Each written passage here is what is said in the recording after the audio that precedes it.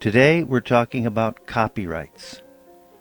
Under a treaty with about 150 nations, copyrights are automatically granted to any original work of art, writing, computer programming, audio, or visual work the moment that work is fixed in a tangible form that can be seen or heard. The owner of the copyright is the person who created the work, unless they were an employee of a company doing work for that company, or if they signed a work made for hire agreement. Then the work is owned by the company or the person who hired the creator. Exceptions exist, at least in the United States, for photographs and works of fine art. By that I mean drawings and paintings. Those are considered commissioned works, and while you may own the original or prints given to you by the photographer, you do not own the copyrights. So professional photos taken of you at a company or a store cannot be copied by you at a photo shop unless you have a signed consent form from the photographer or the company representative. In some countries, but not in the United States at the current time, artists and sculptors whose works are resold for a considerably higher amount than what was originally paid to the artist get a small royalty that varies from country to country. This royalty endures as long as their copyright exists, which is the lifetime of the author, plus 70 years. To secure your copyrights, no formalities are required anywhere. However, some countries, such as the United States, requires that you formally register your claim to copyright with the government in order to sue in federal courts, and upon winning a lawsuit, to collect attorney fees and statutory damages of $2,500 per violation to a maximum of $150,000 per violation. A numbered copyright form is required to commence the lawsuit. This was handed down by the United States Supreme Court. This brings us to the most important point of copyrights. There is no copyright police force. You can't call 911 in America and report a copyright pirate. Yes, you can file a complaint with the FBI and Interpol, and if there are enough complaints for the same person or firm, they may act. If they do, it will be criminal action. You get none of the fine money, nor none of the items that they confiscate. You might get satisfaction of knowing that the pirate goes to prison, but you don't get any compensation at all unless you sue. In order for you to get compensation anywhere in the 150 countries under the Copyright Treaty, you must hire a lawyer, attorney, solicitor, or barrister and take the pirates, if you can find them, into a court and get a judgment in your favor. You must be in a position to prove to the court that you are the true owner and creator, and that you have exclusive copyrights. In America, that numbered registration form is the proof. A few other countries also allow for registration, such as Canada and Mexico. Many countries have unofficial sources that claim to back you up in the courts with such proof of ownership, but it's hard to say if they are real or just a scam. In order to find out if they're really accepted by the courts, you have to check with the country, check with the court system, and check with an attorney within that country that knows about copyright. In America and about 23 other countries, you are required to submit at least one copy to the National Library. In America, that's the Library of Congress. In Canada, that's the National Library in Ottawa. In the UK, they can require up to 5 copies for their national libraries that are spread out around the UK. In the United States, you have 90 days from the date of publication, or from the date of request from the Library of Congress for a hard copy, or you can face $250 in fines per book, going up to $2,500 for willfully refusing to comply with the complimentary copy that the Library of Congress is supposed to get. Plus, they can also charge you for the cost for them to obtain the book. I heard of one father and son self-publishing company who were fined thousands of dollars.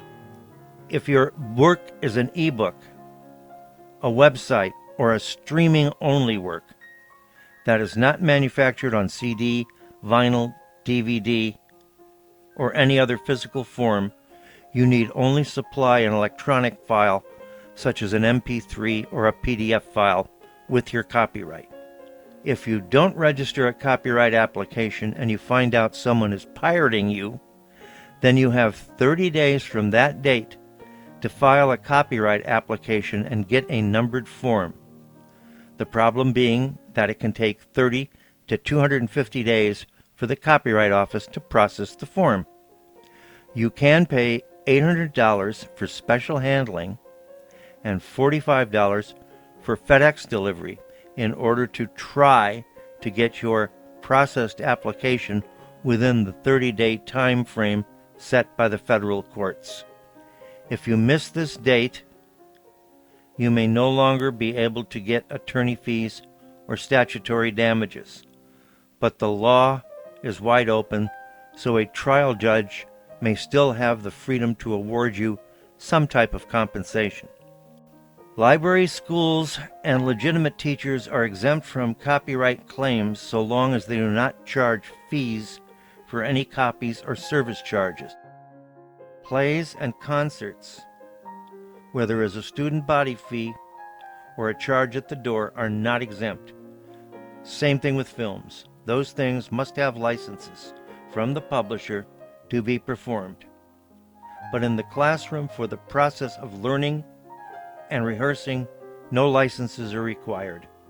There was a case in which a teacher showed his DVD of a Disney film in the auditorium at a school, but it was done as a fundraiser. Disney said that that is not a viable school project, and therefore the school had to pay, I think it was a $300 non-commercial fee to use that video one time from the teacher's own DVD.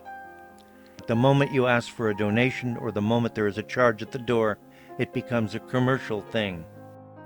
This is why you can copy magazines, books, and sheet music at a library, because they are exempt, and the fee that you are paying is for that Xerox machine. It's for the paper and ink. When you go to Walmart or Target or CVS and try to copy a professional picture, that is not allowed, and they are supposed to stop you because the law specifically says the photographer owns the copyrights unless you made other arrangements in writing. And in that case, you show it to Walmart or CVS, and they'll let you copy them. The duration of a copyright is governed by each country, and all other countries must honor those terms. In the UK, as an example, TV and radio programs are only in copyright for 50 years after the creation or first broadcast. The same applies to computer programs. Sound recordings were only for 50 years until 2013, when the law was extended to 70 years. But public domain sound recordings prior to 1963 are still in the public domain. Anything after 1963 within the 50-year period is now extended to 70 years. In Mexico, copyrights endure for 100 years after the death of the last author. Registration is required to sue and get statutory damages, just like it is in America. In Canada, you can register your claim to a copyright. It's not required, but you don't have to deposit copies. However, all Canadian publishers are required to send one copy of their books to the National Library in Ottawa within 1 week of publication. Copyrights in Canada exist for 50 years after the death of the last author, and by law can't be changed. Duration in other countries varies from 50 years to 95 years. In America and most nations, it is 70 years after the death of the last author. In the case of corporate copyrights, it's a flat 95 years. In the case of unpublished copyrights, it's 120 years. Many countries do not recognize corporations as the author for the purpose of copyright duration. However, in America, corporate copyrights end after 95 years, even if the author is still alive or within the 70-year death of the extension. The copyright law contains moral rights of the author to be known and even listed on the copyright form, but this does not make them the owner. Still, the person who has created Superman or a television show or a television theme has to be known and listed as the author. That is their moral right. So this is our basics with copyrights. Remember, you have it automatically. You don't have to post your name and date, but you really should. You really should post copyright. The circle C, it can't be in parentheses or boxes. It has to be a circle or the word copyright and your name and the date. And you should put all rights reserved. That tells people that you're reserving rights other than copying, which includes the rights to rent, the right to have a public performance. So you're claiming all rights. You really should register your claim to copyright if you think you're going to try and defend it. It helps having that form. You can send it to places that have your ebooks up without paying you and tell them that you're going to go after them for $2,500 for each person that downloads. It might scare them to death and they'll take it down. Without that form, though, you can't sue. Without that form, you can't get statutory damages or attorney's fees. So there you have the basics of the copyright laws. If you found this useful, give it a thumbs up. If you haven't already, hit the subscribe button. And have a nice writing day.